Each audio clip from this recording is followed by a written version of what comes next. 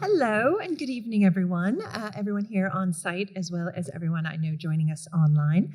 I'm Stephanie Agar. I'm the V&A's Membership Events Manager, and I'm very pleased to welcome you on this Wednesday evening for tonight's talk exploring the extraordinary portrait of Francis Williams in association with the London Review of Books. If you're not a subscriber and want to pick up a copy, we have plenty of them outside. You can pick them up after the talk. Before we start, just a few housekeeping notes. Tonight's talk will be about 55-ish minutes or so. So if we have time for questions at the end, we will have roving mics, and also those of you in the online, can put them in the chat box. If we have time for one or two, we'll see. For those of you here on site as well, please do make sure your phones are off or switch to silent. I'll give you a second. You can see we're recording, so there's no need for video or please no flash photography either, and really keep all photos to a minimum so that you're enjoying what's up here on stage and what's not what's on your screen. And of course, for everyone here this evening, please do join us downstairs after the talk for drinks reception in the Silver Galleries. But now it is my pleasure to welcome to the stage V&A for introductions, V&A's director, Tristram Hunt. Tristram.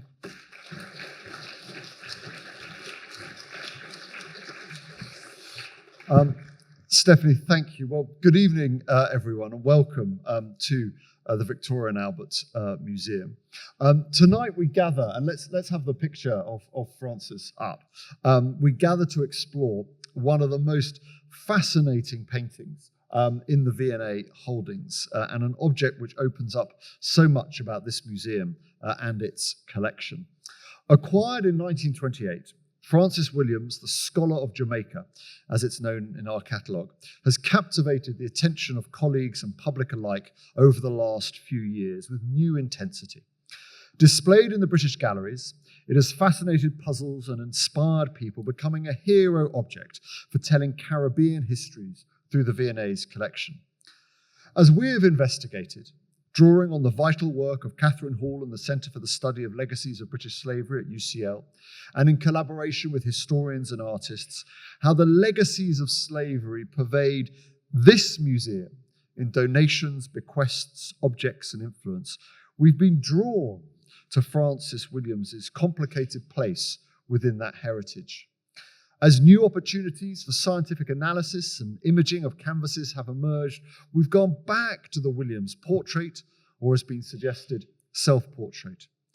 As we thought about the place of black portraiture and self-representation within our collections, we organised a compelling display, setting Francis Williams alongside the photography of the black British chronicler of West Midlands Caribbean heritage communities, Vanley Burke, exploring questions of identity in between Britain and the Caribbean through these two men, nearly 3 centuries apart. With its almost Mona Lisa-like enigma, we're brought back time and again to this portrait and its multiple possible meanings. In the coming years, we hope to lend the picture to the National Gallery of Jamaica, where the conversation can evolve further. But tonight we're so delighted to welcome Fara Dabhiowala, Professor of History at Princeton University and currently visiting research fellow at the V&A and also St John's College, Cambridge, whose groundbreaking work, not least on modern Western attitudes to sex, has reshaped and advanced narratives on the history of ideas, the Enlightenment, and the complex intersections of race, culture, and power. Fara will take us on a journey to unravel the mystery of the Francis Williams portrait, revealing its surprising connections to the greatest scientists of the Enlightenment and the remarkable message that Francis Williams sought to send to the future. So, ladies and gentlemen, please now join me in welcoming Fara Dabhiowala to give us his lecture. Fara.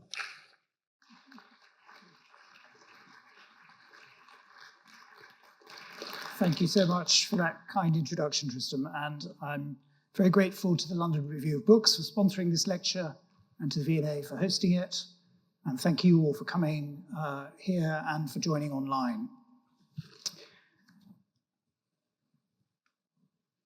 My story begins in 1928, when a previously completely unknown painting turned up on the London art market. It belongs to a Major Henry Howard of Surrey. Here's Henry Howard. At this point, he's 45 years old. His father has just died, left him a large estate, and he's selling off a lot of it in a hurry. There are death duties. He has 5 young daughters. His marriage is about to come to an end. He needs to raise cash. He's also seriously knowledgeable about art. He's a scholar, a connoisseur, an expert on Wenceslas-Holler, the 17th century Bohemian engraver. And he's inherited a fantastic family collection of paintings, including lots of first-rate 18th century portraits, English portraits, by Thomas Gainsborough, by Reynolds, Arthur Davis, John Opie, Cosway, many others. As a painting, this one is not in the same league, and Henry Howard isn't attached to it. But it does come with an intriguing backstory. Most of his family's wealth originally came from sugar plantations worked by enslaved people in 17th and 18th century Jamaica. And this canvas had been owned by the family's famous ancestor, Edward Long, of whom they're very proud, an 18th century planter and writer about Jamaica. And so in the autumn of 1928, Henry Howard takes the painting to a London dealer. He explains that it belonged to Edward Long, that it was painted in Spanish Town, the capital of Jamaica, and that it showed a man called Francis Williams, about whom Long had written a whole chapter in his 1774 massive History of Jamaica. Not only that, but when Long was writing that chapter, he had this painting in front of him and was describing it. The dealer is, of course, delighted by all this information, and he uses it to advertise the picture. He prints brochures, he takes out a full-page advertisement in Country Life. Here it is. At the top is the picture. Oh, never mind. At the top is the picture, and below is a lengthy extract from Long's chapter about Francis Williams. Verbatim, very tiny print, but you can read it easily. It's the first quarter of that chapter, contains almost everything that Long actually says about Williams. And in the advertisement, that's the only description given of the picture. To the Howard family and to the dealer Jack Spink, Long's words explain the painting. The problem is that Long was in fact Williams's greatest enemy. His 10-page chapter is the only detailed contemporary account of Francis Williams written by someone who'd actually met him. But it was also a deeply hostile, malicious hatchet job, full of lies and half-truths. And Long's 3-volume History of Jamaica was not primarily a history at all. It was above all a defense of the slave trade and an attempt to prove that all black people were naturally inferior to the white race. So it's deeply ironic that Long is our main source about Francis Williams. During his lifetime, Williams was famous. In the early and mid-18th century, he may well have been the most famous black person in the world, at least among educated English-speaking people. He was rich, he was a gentleman, he was a scholar, he was celebrated as a clever and accomplished person. And even after his death in 1762, his memory lived on.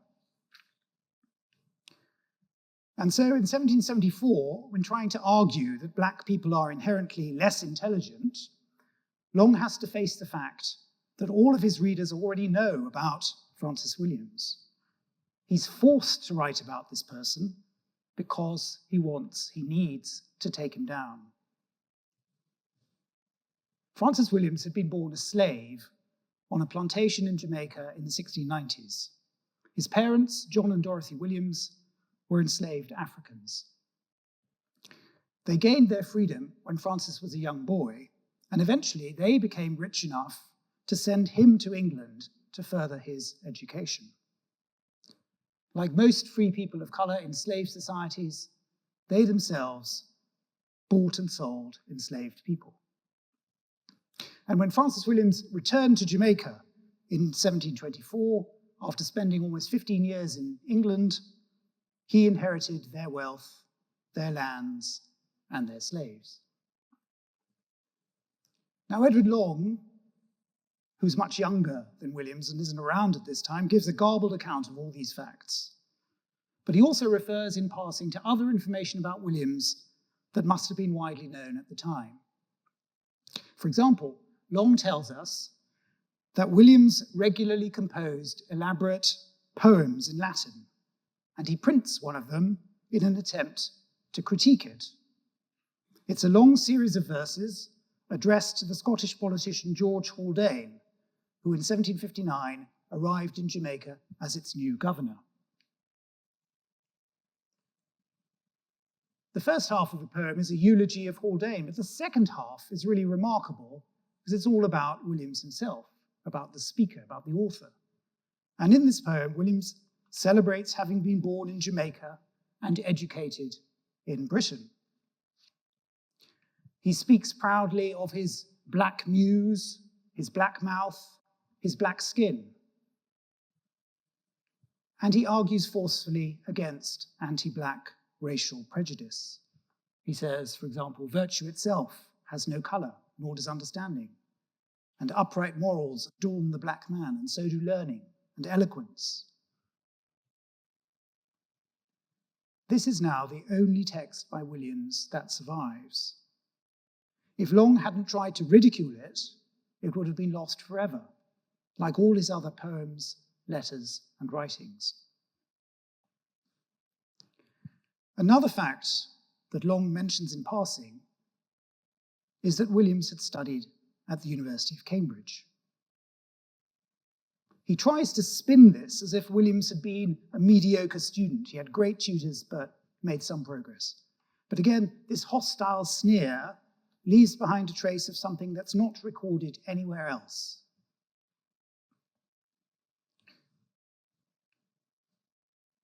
In 1928, no one cares about any of this.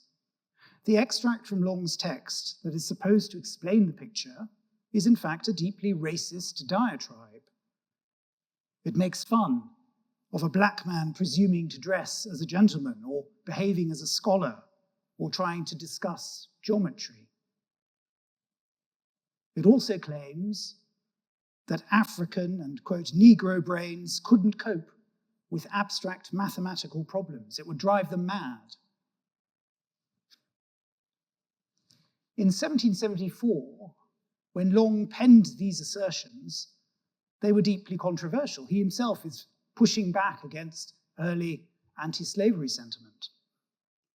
But by 1928, scientific racism has carried the day in England. No one bats an eyelid. They look at this painting, and they read the text underneath, and they see what Long wanted them to see. A ridiculous figure, a black man pretending to be an intellectual. In 1928, the National Portrait Gallery says it's not interested in acquiring this picture. It's bought by the V&A because it shows a mahogany table and chair. The museum hangs it in its furniture galleries to illustrate its collection of 18th century woodwork. They literally look past the sitter. This is the curator who's responsible for its acquisition, Harold Clifford Smith. I was very delighted to find this picture of him in the V&A files last week. This is, in fact, the closest to the 1920s of all the pictures I found of him. He's in Serbian costume. Anyway, Harold Clifford Smith dates the picture to around 1735 and announces to the world that it's clearly a mockery of Francis Williams. It's, these are his words, a curious satirical portrait recording a failed experiment in Negro education. For almost a century, this interpretation of the picture has colored how people see it. When it was rediscovered by modern scholars in the 1990s, many distinguished commentators presumed it was a satire. Other scholars have now come to regard it as a realistic portrait. Recently, a great authority, David Beinman, has even proposed that it is a self-portrait painted by Williams himself. But the reason for this huge range of opinion is that we have no hard evidence about anything. The only certainty about this picture is that it shows Francis Williams.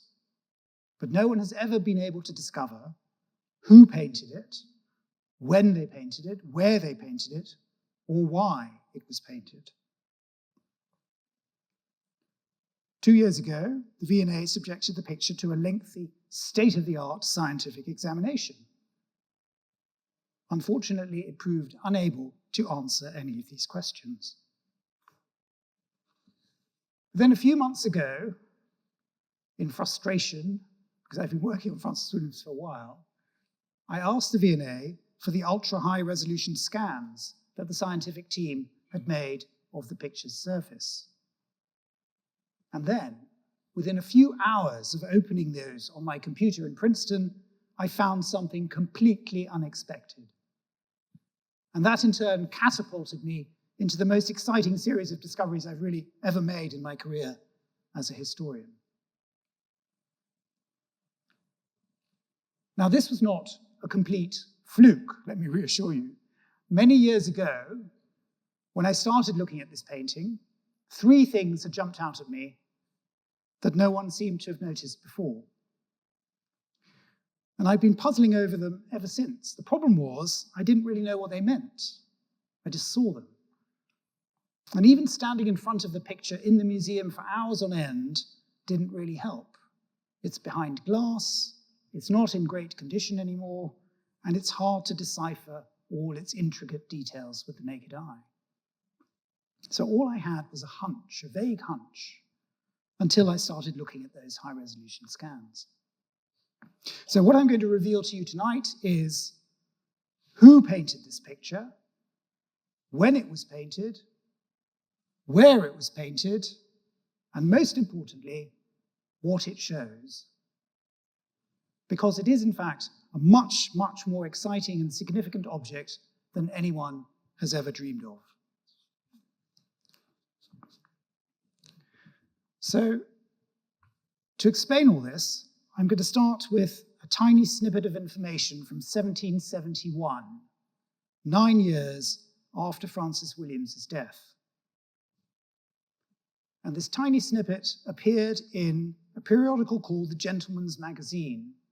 In 1771, this may well be the most widely read paper in the Anglophone world. It's very widely read in Jamaica and in England. Edward Long contributes to it. He undoubtedly read this piece whilst writing his history. And the piece was called Strictures on Mr. Hume's Character of the Negroes. It's not working. In 1753, whilst Williams was still alive, the famous philosopher David Hume had asserted in print that, quote, Negroes were in every way naturally inferior to the whites. Hume claimed that there never had and never would be even a single individual among them, amongst people of other color, distinguished in either arts or sciences.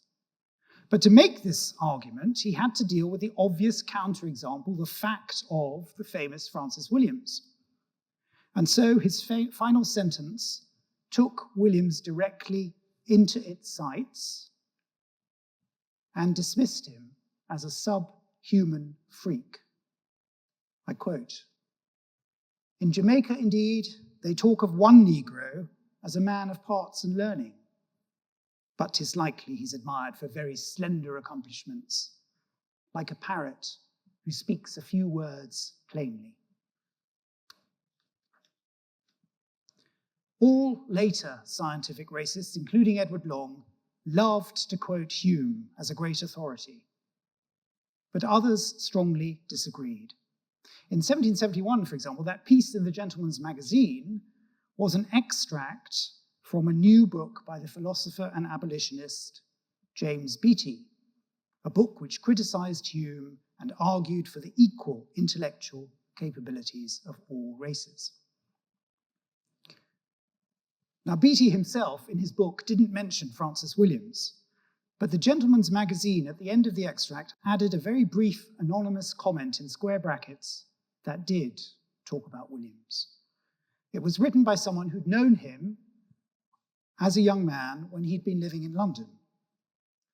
And it focused in particular on his talents as a man of science. It mentioned that Williams had been friends with several men of science, that he'd attended meetings of the Royal Society, that he'd been proposed for election to the Fellowship of the Royal Society, and that he'd then been, quote, rejected solely for a reason unworthy of that learned body, namely on account of his complexion.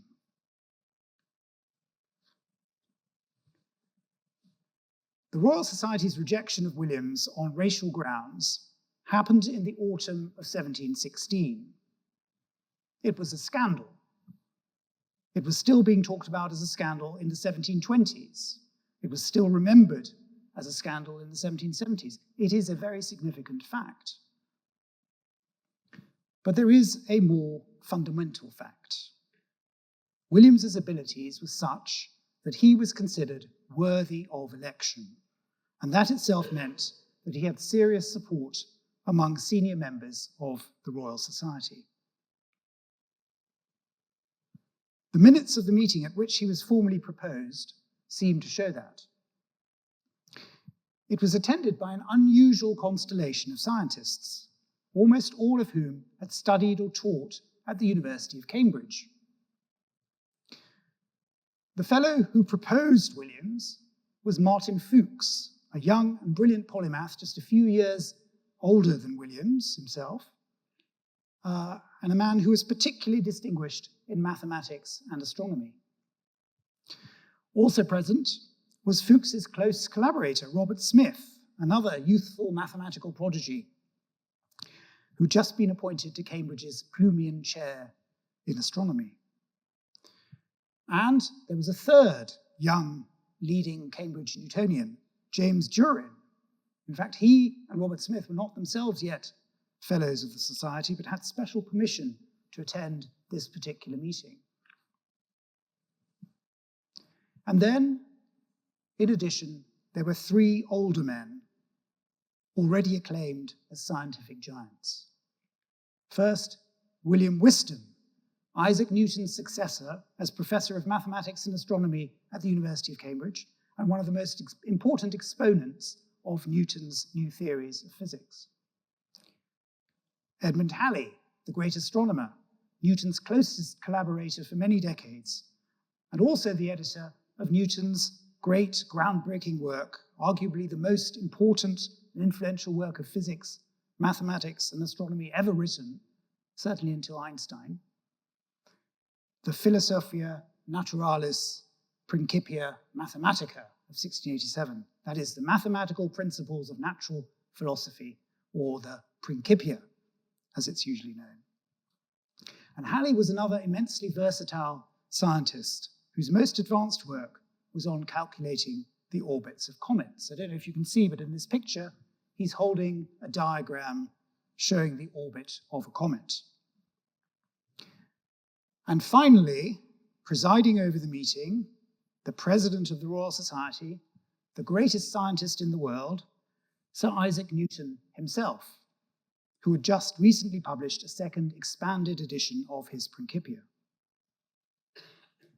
So in 1716, Francis Williams, who is then about 21 or 22 years old, knows all these people and can hold his own among them and is esteemed by many of them. That is proof of a very rarefied level of scientific ability.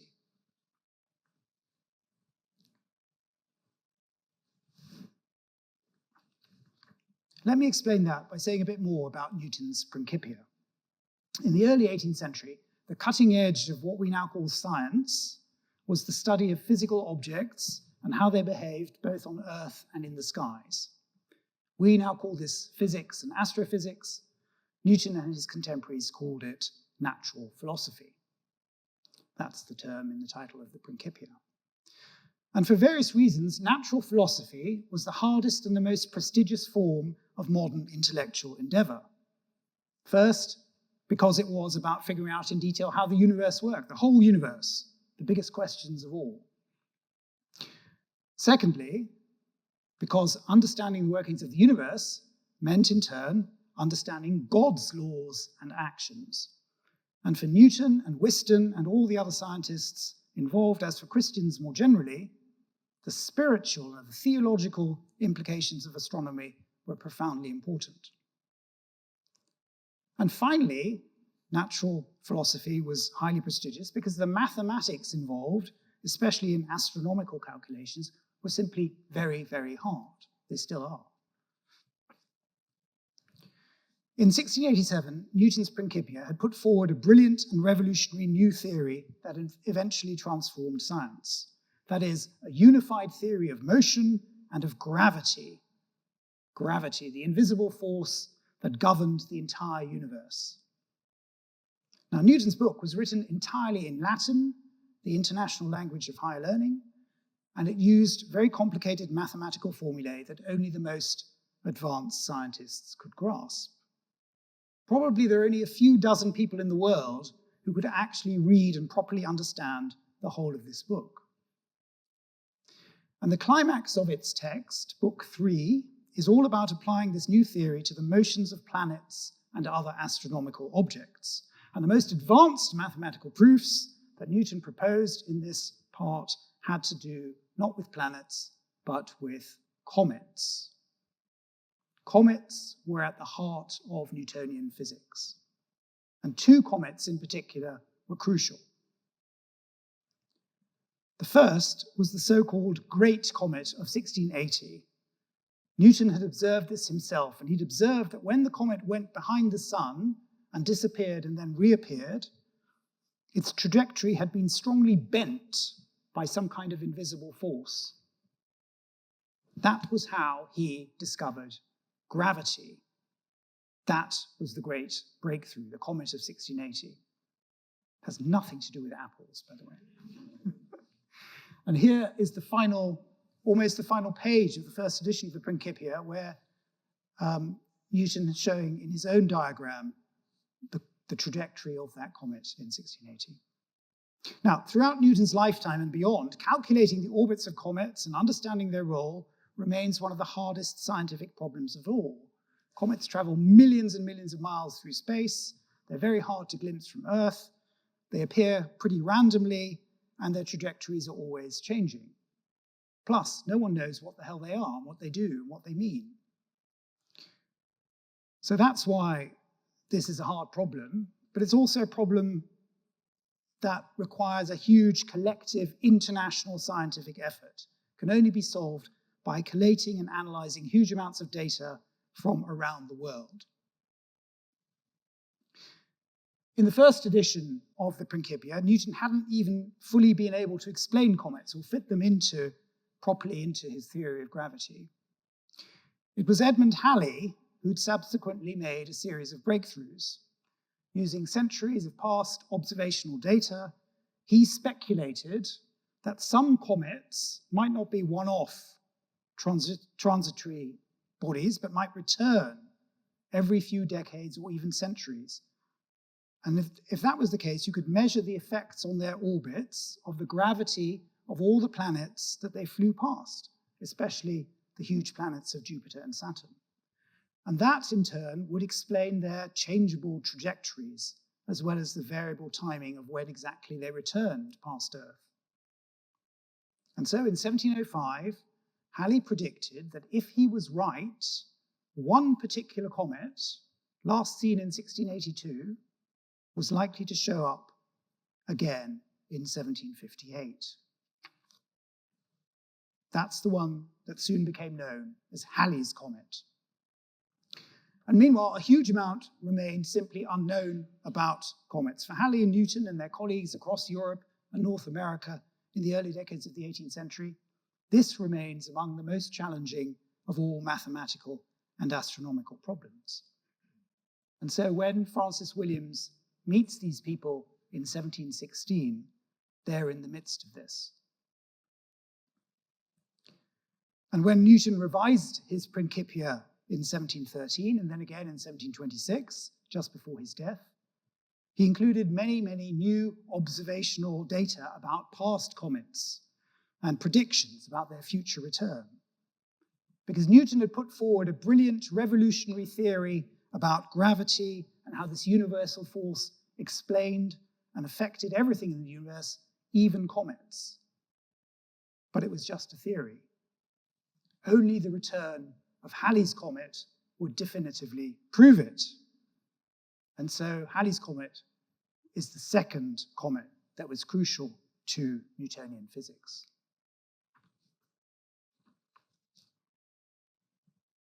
Several of the fellows of the Royal Society who were in the room in 1716 when Francis Williams was proposed for election later had portraits painted of themselves next to the Principia to demonstrate their closeness to its author and his brilliant new scientific principles. Here's James Durin holding the Principia. Here's Edmund Halley leaning on the Principia. And here's Isaac Newton himself. Notice all the standard pictorial conventions that symbolize his distinction as a man of learning. There's the bookcase, the table and chair, the celestial globe, and open in front of Newton, his own work, the third and final edition of the Principia.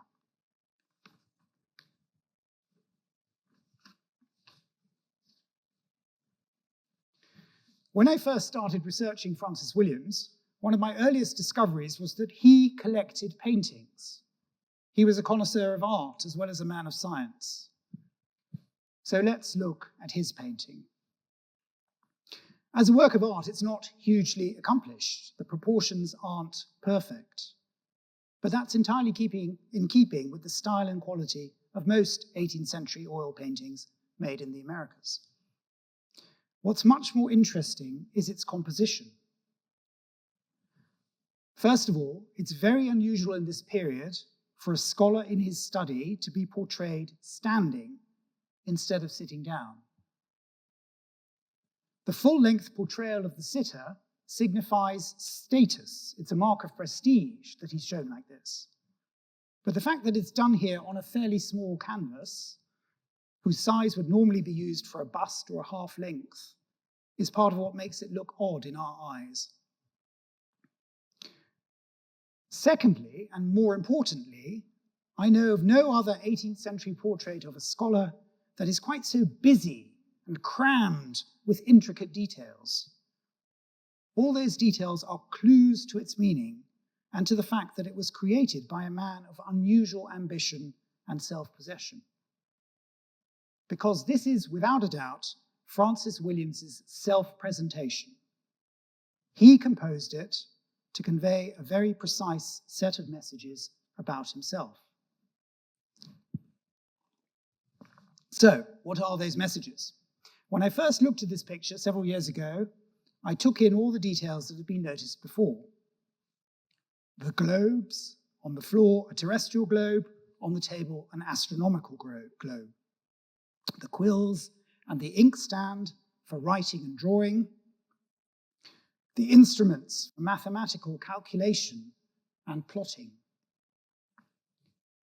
And of course, the bookcase, in which many of the books had names inscribed carefully onto their spines.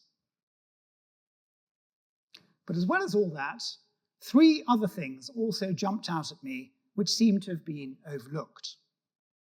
Firstly, a particular detail about that book on the table. Secondly, the view through the window, whose significance seemed to me to have been misunderstood. And thirdly, Williams's very wrinkled stockings. Because normally in 18th century portraits, you may have seen this yourself, men's stockinged legs are painted completely smooth. You know, they're better dressed if they look smooth. Even though in reality, we know that men's legs and stockings were often more loose and messy. But I couldn't find any other painted example like this. It seemed to me quite an unusual painterly detail. Anyway, it was all a tantalizing puzzle until I opened the high-resolution scans. And the very first thing I did was to look closely at the titles and authors on the bookshelves. Now, it's impossible to do this these days with the naked eye because the letters are quite badly faded and they're hard to decipher. But originally, they were meant to be easily readable. And 9 of those titles had been previously identified in 1928 when the picture came to the museum, and more recently.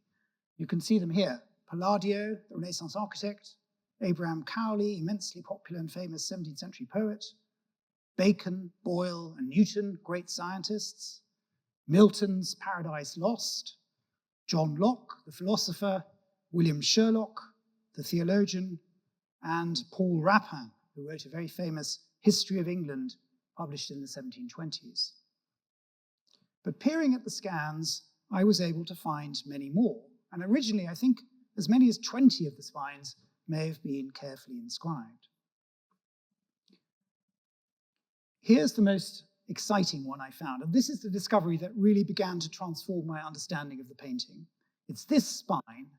It's a really big, fat book, and that itself, clue. What does the label say? It's very hard to make out. This is ultra-high resolution scan. And the scientific team had a go, and they read this as a C, O, M, and then something illegible, and then an O and an N. And then on the second line, D, I, A, R. I spent more than a day looking for the Commons Diary or something like that. I mean, it sounds plausible. But then, if you look very closely, you can see there is a tiny third line at the bottom. And let me show you what this spine actually says. It took me about 2 days, but I'm going to speed it up for you. I didn't eat for 2 days. But anyway, here we go. The first letter is an I or maybe a J. O, H, N, maybe, and then S-O-N. Okay, here we go. That's what it says. It's Samuel Johnson's dictionary, a huge, very expensive, very prestigious publication. And it's fascinating to know that Francis Williams owned this book and is here in his painting associating himself intellectually with Samuel Johnson and with his great modernizing project for the English language. But the most important fact that immediately jumped out at me was that this book was published in London on the 15th of April, 1755. And so this discovery completely redates the painting. For Williams to have a copy of Johnson's dictionary on the shelf of his library in Jamaica means this painting does not date from around 1735 or 1740, as has always been presumed. Instead, it must have been painted towards the end of Williams's life, between the middle of 1755, when the dictionary would have reached Jamaica, and the summer of 1762, when Williams died. And once I'd made this breakthrough, other things started to fall into place. First of all, this redating suggested to me who painted the picture.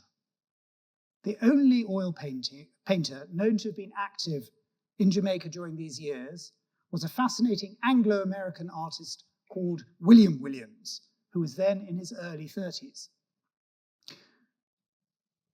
Here's an undated self-portrait by Williams, possibly from the 1760s. Now, William Williams was born in Bristol, was normally based in Philadelphia at this time, where he worked for the theatre, painting sets and backdrops, and in a boatyard, painting ships. But he also made landscapes and portraits. He collected engravings. He studied the lives of the great artists. He wanted to be a great artist himself.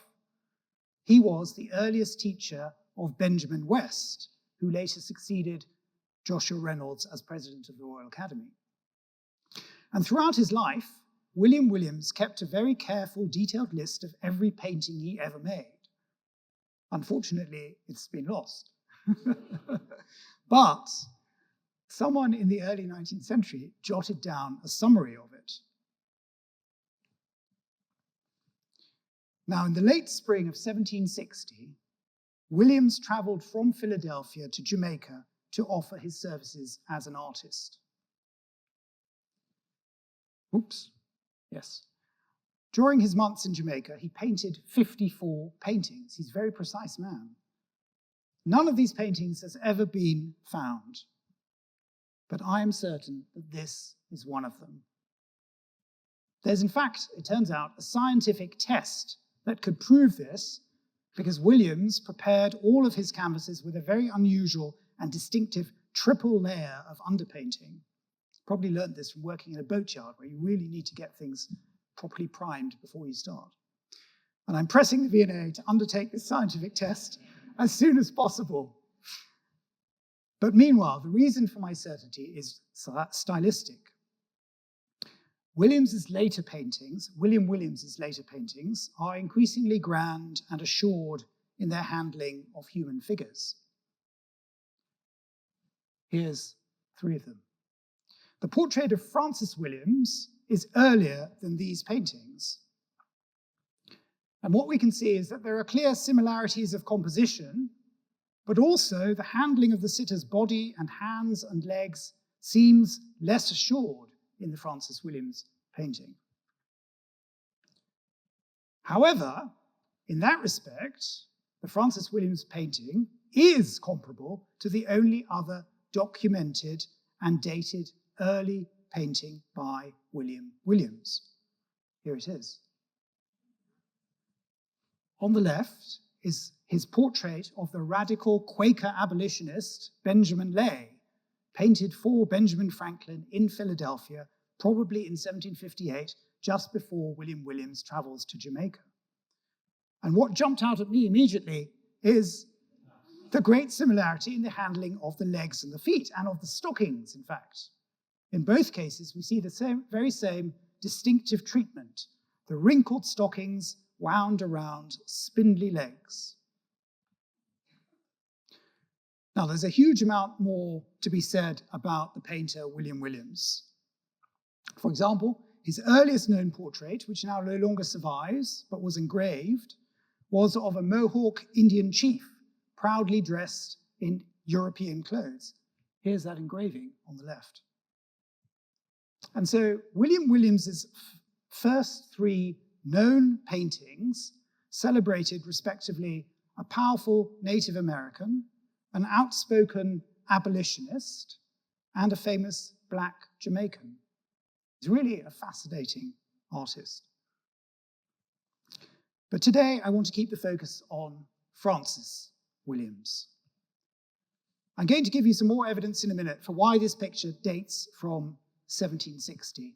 But let's just pause for a moment to take in the significance of that date. What are we looking at in this painting?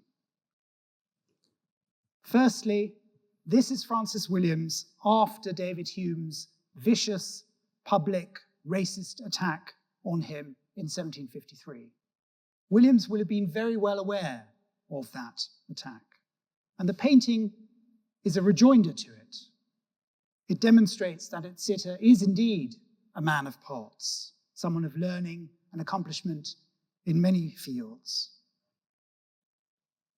Secondly, this is Francis Williams just a few months after writing his 1759 Latin poem to George Haldane, with its eloquent arguments about the nobility of Black people and Black minds. Thirdly, this is Francis Williams during exactly the period that he knew and interacted with Edward Long, a much younger, newly arrived English planter come to seek his fortune in Jamaica. Fourthly, this is Francis Williams himself, a planter and slave owner, in the middle of the bloodshed and horror of Tacky's revolt, a huge uprising of thousands of enslaved people that took place in Jamaica in 1760. This image was painted as the island of Jamaica was under martial law, and the planters and their free black maroon allies were attempting to put down the largest slave rebellion the British Empire had ever seen. Of course, there's no trace of this in the painting. No other figures disturb the composition. Through the window, everything is calm and at peace. But the knowledge of that bloody context reminds us of everything that is omitted from this view as from any equivalent 18th century painting. Reminds us of the dark side of the landscape, to use John Barrell's great phrase. And finally, this is Francis Williams at the end of his life, in his late 60s, almost 70 years old. It's always been supposed that by this point, at the end of his life, Francis Williams had fallen on hard times and didn't own many possessions anymore, was living in a rented house in Spanish Town. This portrait disproves that. In 1760, Francis Williams is rich, confident, unbowed, and at the height of his intellectual powers.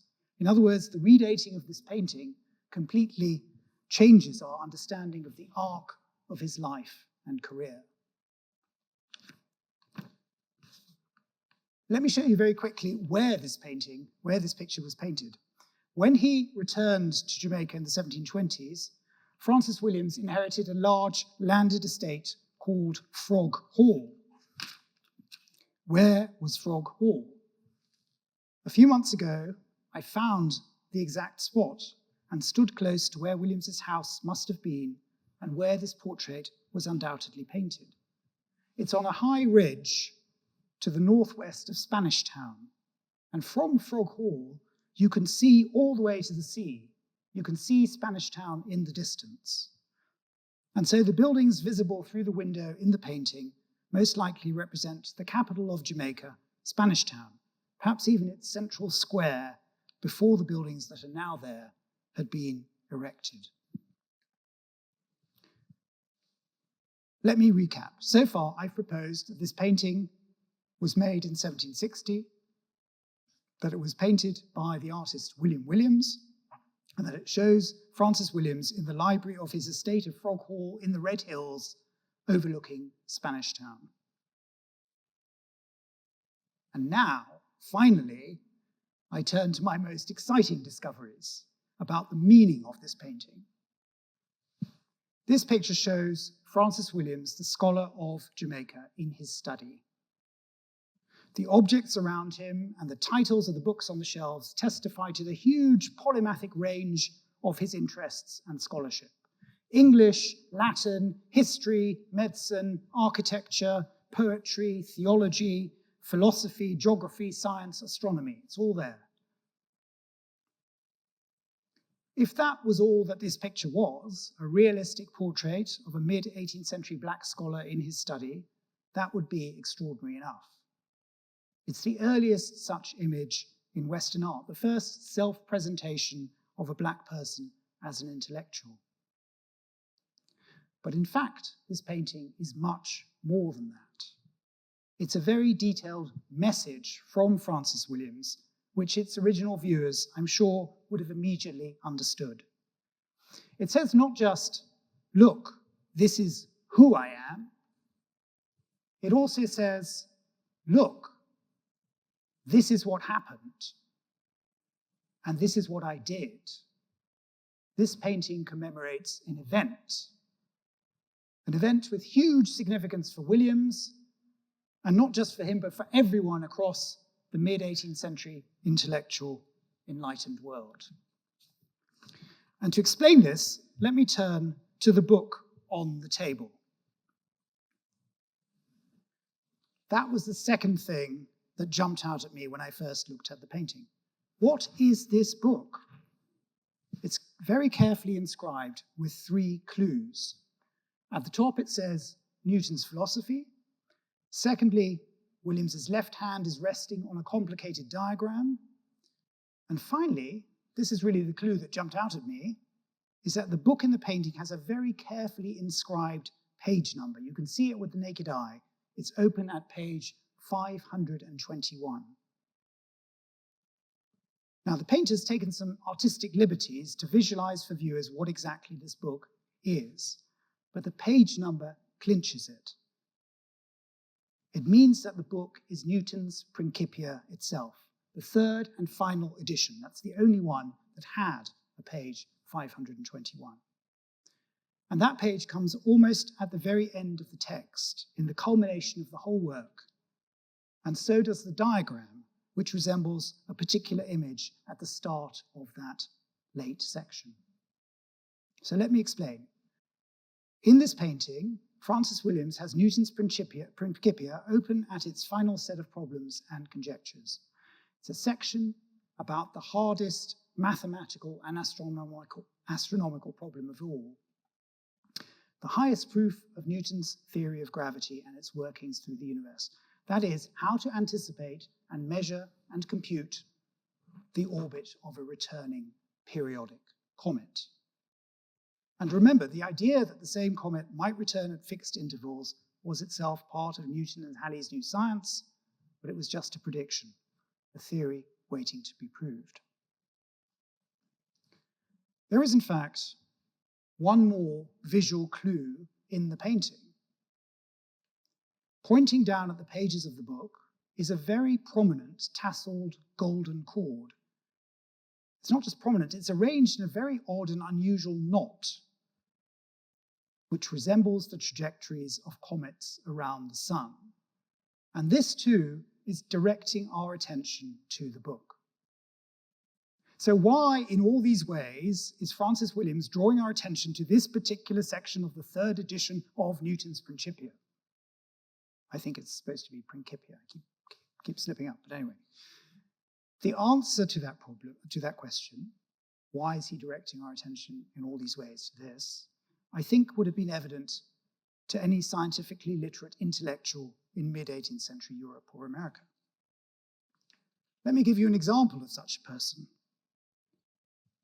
This is the famous American intellectual Ezra Stiles, born in New England in 1727, friend of Benjamin Franklin, minister to white Christians and black Christians alike, and later president of Yale University. In the 1740s, Stiles was an undergraduate at Yale, and at Yale, as at Oxford and Cambridge and Harvard, astronomy was a major compulsory university subject.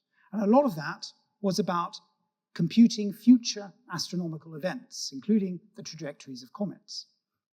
Now, Stiles was never very good at the hardest maths. He wasn't in Francis Williams's league. But for the rest of his life, he and his friends remained in thrall to astronomy in general and comets in particular. And part of the reason for that was that for Stiles, as for Newton and Halley, and probably for Williams, comets were not just scientifically interesting, but also theologically. What they were made of, what exactly they did, was mysterious, but surely part of God's providential plan for humanity. So in 1770, as a clergyman, Stiles sat for this portrait. And in his diary, he explains that the various symbolic details depicted around him showed who he really was, much more than just the image of his face. As he put it, these emblems are more descriptive of my mind than just the effigies of my face. So Stiles designed this picture. He told the painter what to draw, just like Francis Williams designed his portrait. What is the first book on the shelves behind Ezra Stiles? It's Newton's Principia. And what is the curious symbol on the pillar next to him? It signifies Newtonian physics. That long elliptical shape is the trajectory of a comet.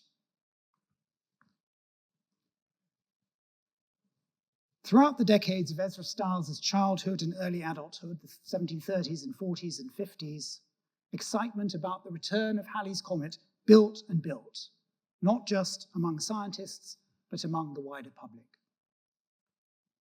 The eventual sighting of the comet, right at the end of 1758 and in the spring, the first half of 1759, provoked intense celebration and frenzied activity among scientists across the globe. But unfortunately for the general public, the comet itself proved a rather disappointing sight, even through the most powerful telescopes. It wasn't very easy to see, didn't look like much. The great Parisian astronomer Charles Messier described it as, quote, a very feeble light, evenly spread out around the nucleus. He's got a giant telescope. Sometimes the tail was visible, sometimes not. And often it seems simply to have looked like a very small, luminous cloud in the sky, or just a blurry shape. But we don't really know exactly what it looked like because no pictures were painted or engraved recording its actual appearance. Instead, observers around the world recorded its passage in numerical calculations and by drawing lines on charts. Here are some of Ezra Stiles' many pages of observations.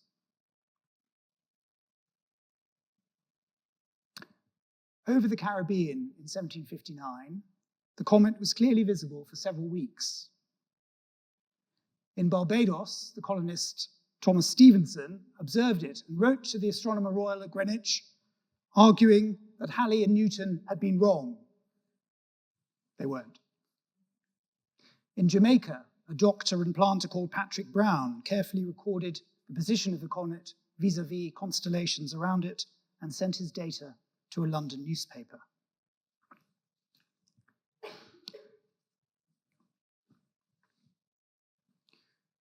As the comet approached Earth, it was best visible from the early evening onwards. And it came closest to Earth on the 26th of April, 1759. This is what the sky over Jamaica looked like at dusk a few hours later on the 27th of April, 1759, as it's closest to Earth. That night, the comet, as you can see, was aligned particularly with two important constellations immediately below it, the stars of Centaurus and of Crux, also known as the Southern Cross. Those are amongst the most visible stars in the sky in that part of the world. By the spring of 1759, when this famous comet at last reappeared, Newton, Halley, and Whiston were themselves long dead. So was Martin Fuchs, who had proposed Francis Williams for election to the Royal Society when they were both young men, and had himself later become president of the Royal Society. In fact, not very many people were alive who had known and discussed the cutting-edge mathematics of comets with all those great luminaries those many decades ago. Almost certainly no one outside Europe, except Francis Williams. Look again at the window behind Francis Williams. Beyond it, you can see palm trees, a river, thatched colonial buildings. The light coming through the window is bright. It's casting shadows on Williams's legs and furniture. But this is the final clue that jumped out at me when I first looked at the picture, though it took me years to figure out its exact significance. It is not daytime. That bright light is not coming from the sun. The top of the sky is pitch black. There are stars. It's the nighttime. More precisely, it's dusk, a great time to observe Halley's Comet during its passage over Jamaica in April and May 1759. In the middle of the sky is what looks to me like a constellation of stars. That is how astronomers plotted the trajectory of comets, by reference to particular stars. And page 521 of the Principia is about plotting the changing latitude and longitude of a comet by reference to the stars around it. And above that constellation is a small, furry, white blob. You could easily miss it. For the past century, no one has noticed it. But more than 250 years ago, that blob was very deliberately placed in that exact location. We can see that on the infrared scans of the canvas. Here's an image where I've highlighted for you what's going on. When the painter made his earliest penciled marks on this canvas to plot the composition, he carefully ruled a whole series of lines to show where that white object in the sky should go, and also to mark precisely how it related to the constellation that he was told to paint below. His sitter made sure of that, as his sitter made sure of every other carefully placed detail all around his picture. You are looking at the only painting ever made anywhere in the world of Halley's Comet in 1759 on its momentous first predicted return. That is the event that this painting commemorates, an event with huge significance for Williams and for every other intellectual across the mid-18th century Enlightenment world, because it marks the triumph of Newtonian science, the triumph of a new, rational, enlightened, scientific and religious outlook, a triumph of British scientists, a triumph of scholars from Cambridge University. And so this painting is an object with a proud message to all those overlapping enlightened worlds. It says, I, Francis Williams, free black gentleman of Jamaica, scholar, educated in Britain, witnessed the return of Halley's Comet. And I calculated its trajectory according to the rules of the third edition of Isaac Newton's Principia. On the table are the mathematical instruments with which he has done this. Behind him is the comet. It's a work of breathtaking intellectual poise and self-confidence. I'm also certain that Edward Long knew the meaning of this picture. Edward Long was newly arrived in Jamaica in 1759 and 1760. He was there. He would have seen Halley's Comet. He would have known about the visit of the painter William Williams the following year. He interacted with Francis Williams at exactly this time. Long was a very well-connected and powerful young man. But in 1760, Francis Williams was older than him, was probably richer than him, was certainly better educated, more accomplished, cleverer, proud of himself. Perhaps he was condescending towards Long, Long who'd never been to university, who was not a serious mathematician. And so after Williams's death, Edward Long suppressed the facts, hid the painting away, and helped instead to create the malicious fable that Africans and other black people were intellectually backward, especially when it came to science.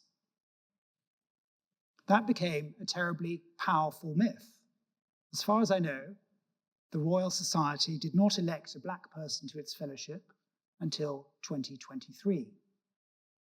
So we're still wrestling with the legacy of those poisonous, racist lies. But this picture proves the opposite. It was, in fact, a black person, a child born to enslaved African parents, who already as a youth was mathematically talented enough to understand the most complicated, cutting-edge science in the world. As a young man, he interacted as a fellow scientist with the brilliant creators of the new Newtonian principles of the Enlightenment. And at the end of his long life, aged almost 70, he celebrated that they were right and associated himself with that landmark achievement, the greatest revolution in science before the 20th century. So everything about this painting is extraordinary, but so is the man who commissioned, designed, and bequeathed it to posterity. I think it's a miracle that it survives. It's been more than 250 years since anyone's looked at it and understood its true significance. So I'm profoundly excited to have recovered its meaning and honored to share my discoveries with you tonight. Thank you very much.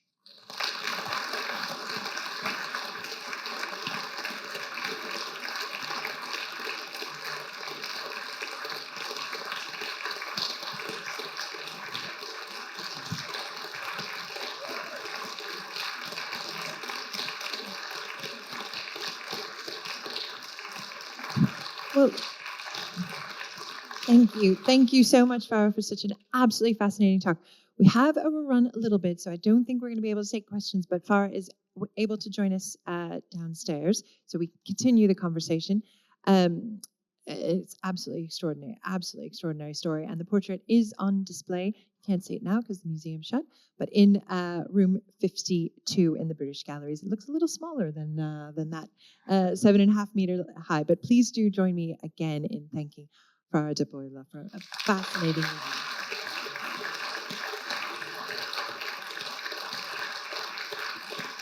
And join us downstairs.